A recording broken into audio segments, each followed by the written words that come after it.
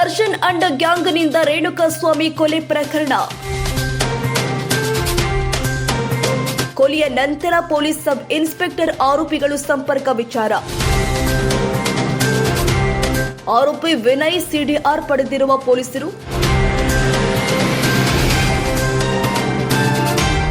ಸಿಡಿಆರ್ನಲ್ಲಿ ಆರೋಪಿ sub inspector ಕರೆ ಮಾಡಿರುವ ವಿಚಾರ ಬಯಲಿಗೆ ಬಂದಿದೆ.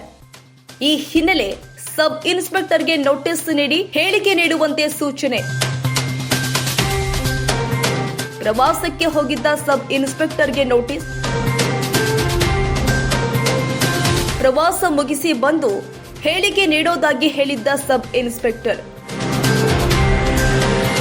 ಸದ್ಯ ಕುಟುಂಬದ ಜೊತೆ ಪ್ರವಾಸಕ್ಕೆ ಹೋಗಿದ್ದ ಸಬ್ ಇನ್ಸ್ಪೆಕ್ಟರ್ ಪ್ರವಾಸ ಮುಗಿಸಿ ವಾಪಸ್ ಅನ್ನಪೂರ್ಣೇಶ್ವರಿ ನಗರ ಠಾಣೆಗೆ ಹಾಜರಾಗಿ ಹೇಳಿಕೆ ದಾಖಲು.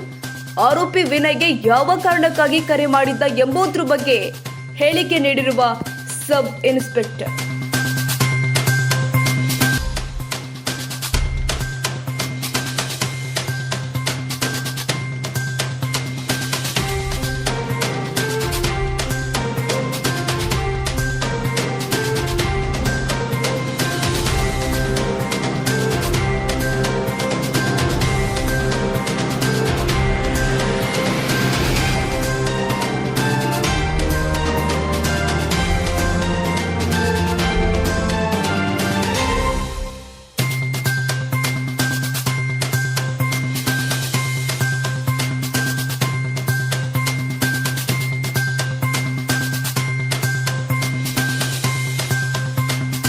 ಕ್ಷಣದ ಸುದ್ದಿಗಾಗಿ news 81 Kannada YouTube channel subscribe ಮಾಡಿ. ಹೊಸ ಸುದ್ದಿಗಳ ನೋಟಿಫಿಕೇಶನ್ಗಾಗಿ ಬೆಲ್ ಐಕಾನ್ ಕ್ಲಿಕ್ ಮಾಡಿ.